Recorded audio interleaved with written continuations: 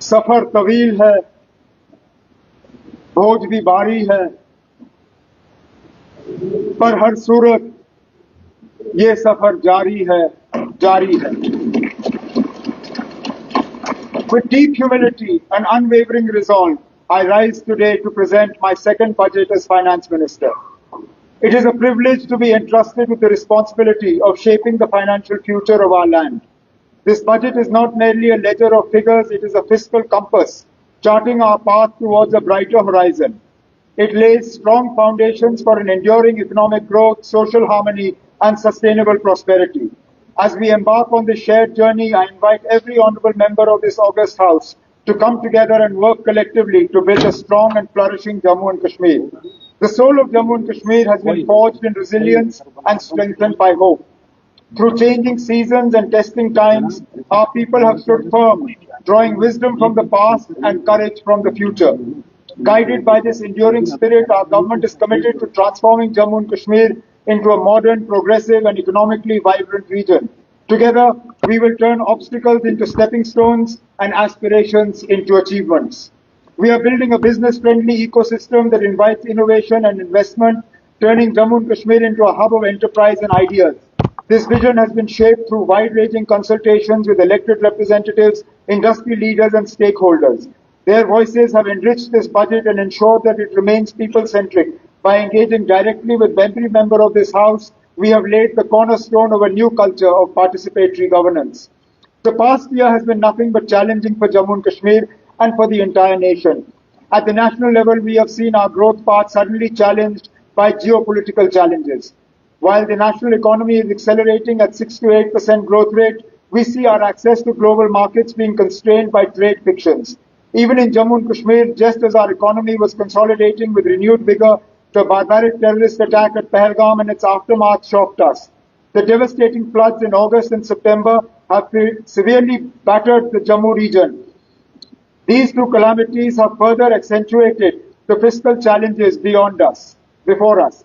All the sectors of economic activity, including tourism, handicrafts, horticulture, and agriculture, are badly affected. There is substantial loss of jobs and business in all sectors, leading to financial disarray, especially for our youth and women, who are the architects. Jammu and Kashmir's fiscal stress stems from its own revenue capacity. Own difficulties, structural constraints, and inefficiencies, especially in the power sector, further accentuate this stress and lead to reliance on central support. To address this, my government has pursued fiscal reforms to enhance revenues, rationalize spending, and improve fiscal transparency. While the GST rate rationalization undertaken by GST Council has dented our revenues, we have leveraged the analytical inputs from the Business Intelligence Unit or BIU, GST Network, and the Bhaskaracharya National Institute for Space Applications and Geoinformatics, BISAT, to prevent leakages and ensure strong GST enforcement.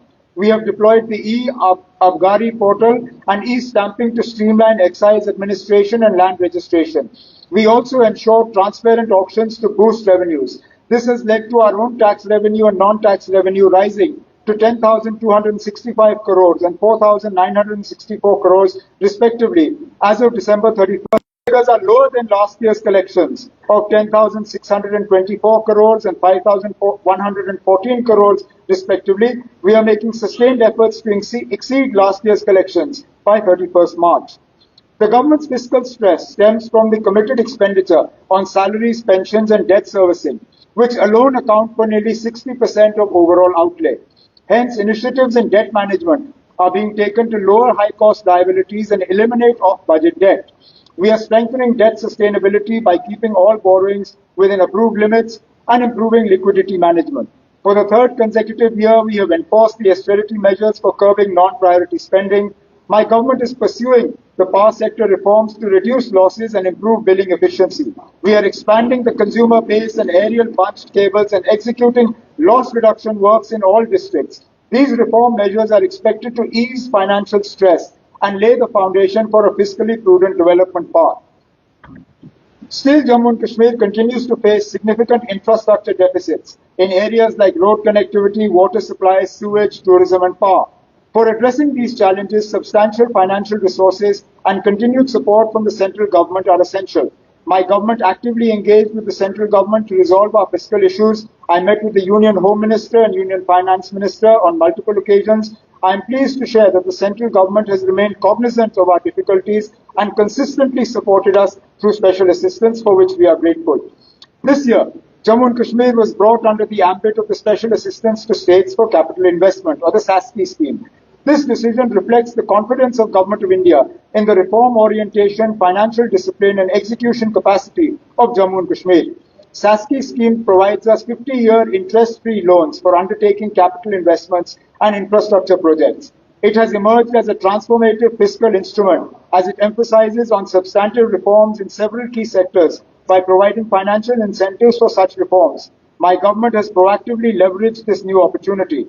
Under the untied allocation, 1,431 crores, we are accelerating execution of capital projects, including the hydroelectric power projects. Our capital works are aimed at strengthening infrastructure across critical sectors. Recognizing the progress achieved and the effective utilization of funds by Jammu and Kashmir, the central government approved an additional allocation of 1,431 crores under the untied component. Building resilience and reducing disaster risk is now a critical priority under SASCI. After the devastating floods in the Jammu region, we ensured a detailed visit of the interministerial team and coordinated their inspections.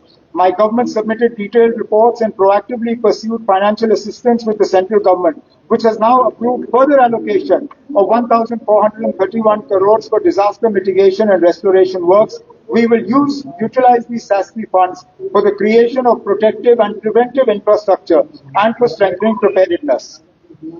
Under the reform components of SASCI, Jammu and Kashmir has undertaken far-reaching mining sector reforms, qualifying for incentive of 100 crores. Similarly, the land governance reforms was started to improve transparency, ease of doing business, and citizen trust. As on date, land records of 6,839 villages have been fully computerized.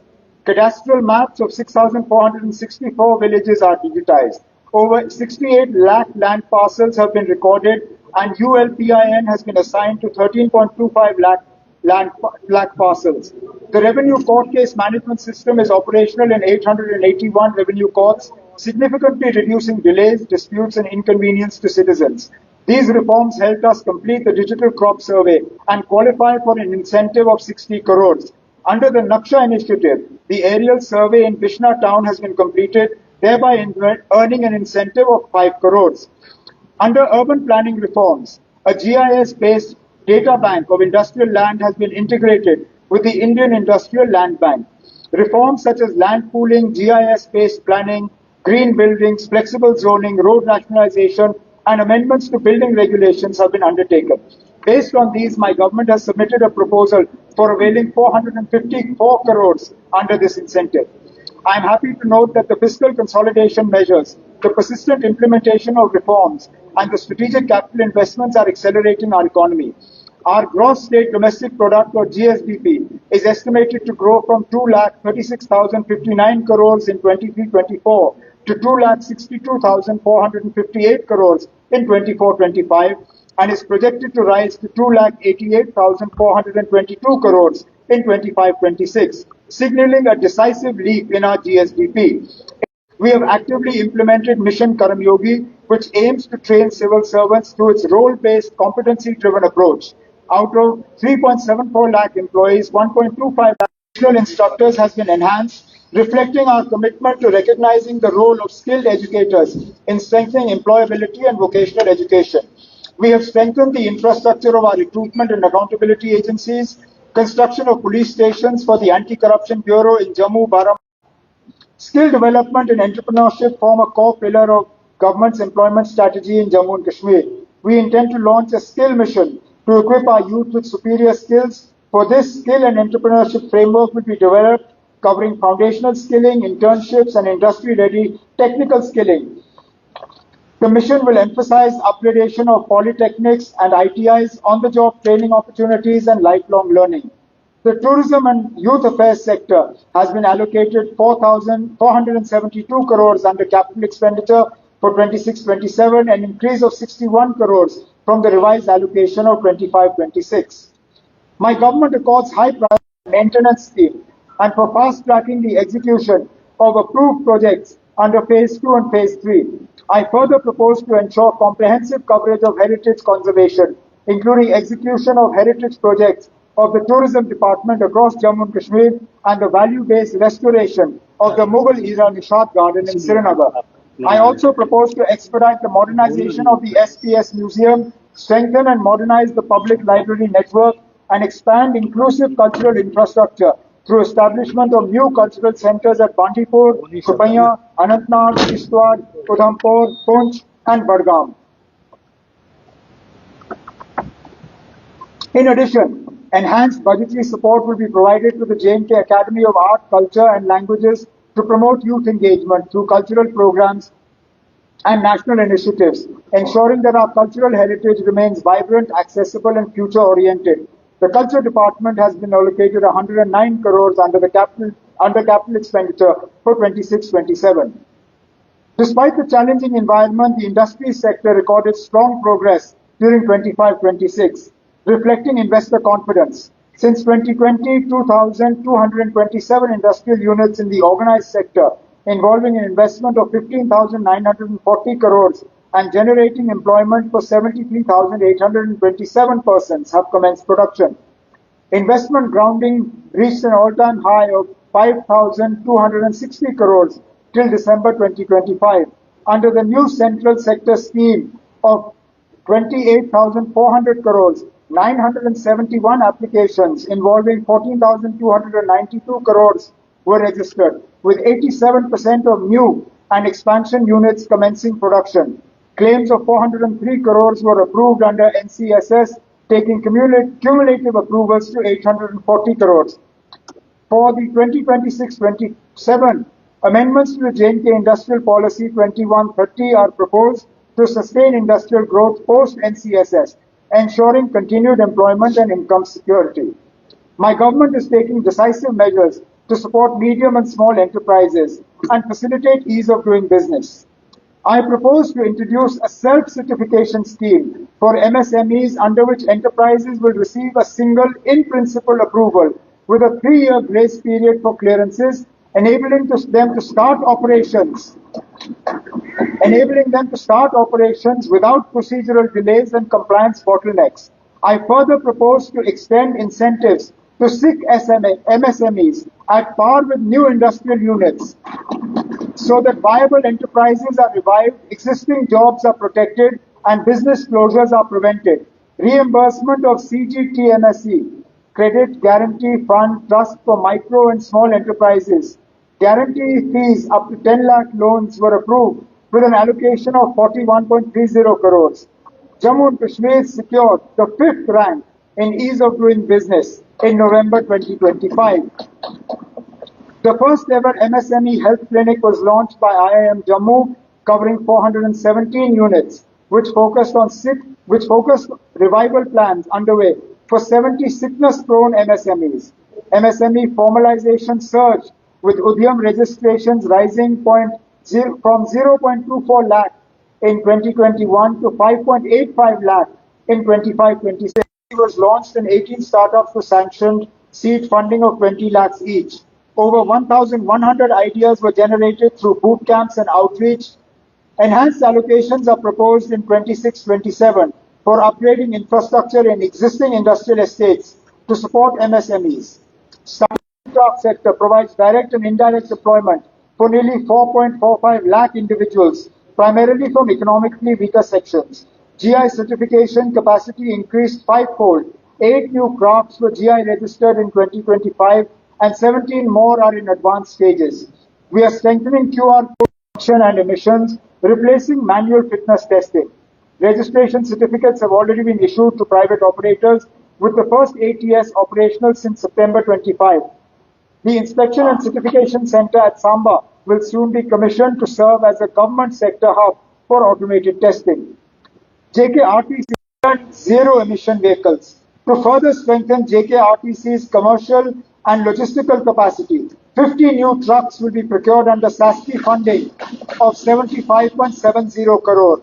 The transport sector has been allocated 21 crores under capital expenditure for 26-27. While we are blessed with unique mineral wealth, it is important that it is harnessed transparently and sustainably. Hence, we are implementing the integrated mining, share this with enforcement officers for prompt verification and legal action. The first phase of IMSS has been operationalized and over 110 triggers have been generated for technology-driven action for curbing illegal mining.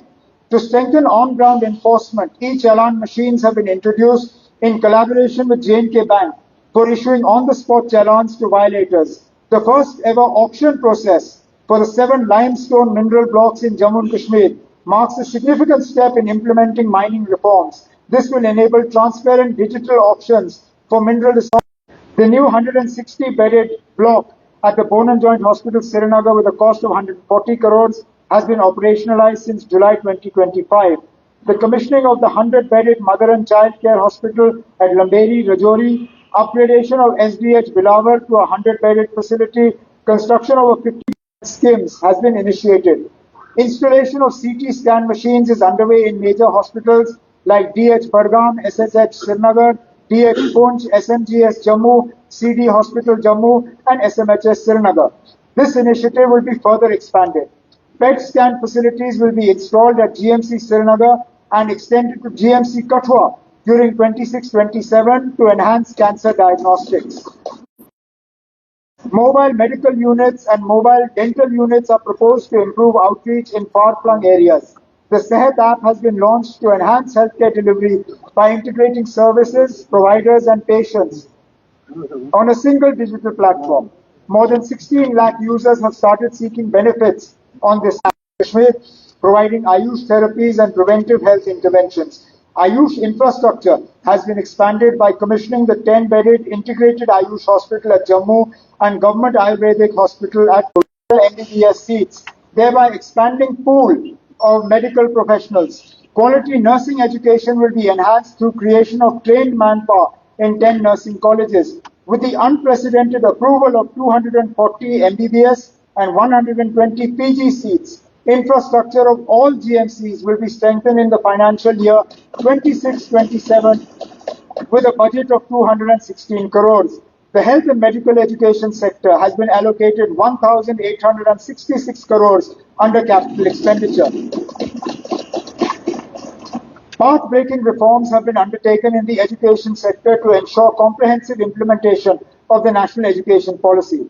To strengthen early childhood education, pre-primary classes have commenced in 15,550 schools. We provisioned 30 crores for establishing 5,000 kindergartens with child-friendly infrastructure. In 25-26, 1,735 kindergartens were set up, 7,672 schools received child-friendly furniture. Additionally, 188 modern kindergarten buildings costing 122 crores have been sanctioned under Samagra Shiksha. School infrastructure is being upgraded with 396 schools being developed as exemplar schools under PM3. Further, 762 additional classrooms worth 160 crores have been approved. To promote future-ready learning, ICT facilities will be established in 2,036 schools. 4,200 smart classrooms are being commissioned under Samagra Shiksha and PM3. Innovation capacity is being expanded with the ongoing 172 Atal Tinkering Labs and proposed 500 ATLs. Skill-linked education and governance reforms are progressing in parallel. Vocational education has been introduced in 554 schools with 2,294 vocational trainers. Further, 2,214 vocational trainers are under implementation. Teaching capacity is being enhanced with 594 lecturer vacancies being referred for recruitment. Further, 2,217 schools are being solarized. To enhance monitoring and learning outcomes, District Vidya Samiksha Kendras are being set up for educational analytics. The reforms launched by our government have led to significant improvements in school education results in 25-26, with Class 10 and Class 12 pass percentages reaching roughly 85%, marking one of the best performances in recent years. Key improvements include increased high-performing girls student passing rates of 86% and a notable rise in government school performance.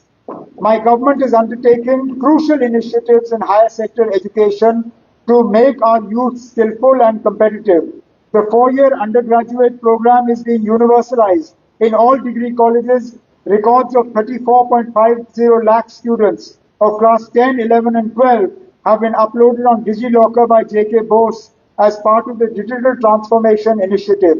Additionally, 74 government degree colleges were upgraded with NAC accreditation to enhance quality of education infrastructure in Jammu and Kashmir universities is being strengthened with support under RUSA 1 and 2. The key initiatives and priorities of the Higher Education Department will aim at development of classrooms, laboratories and libraries for universities, colleges, and improvement of autonomous affiliated colleges and development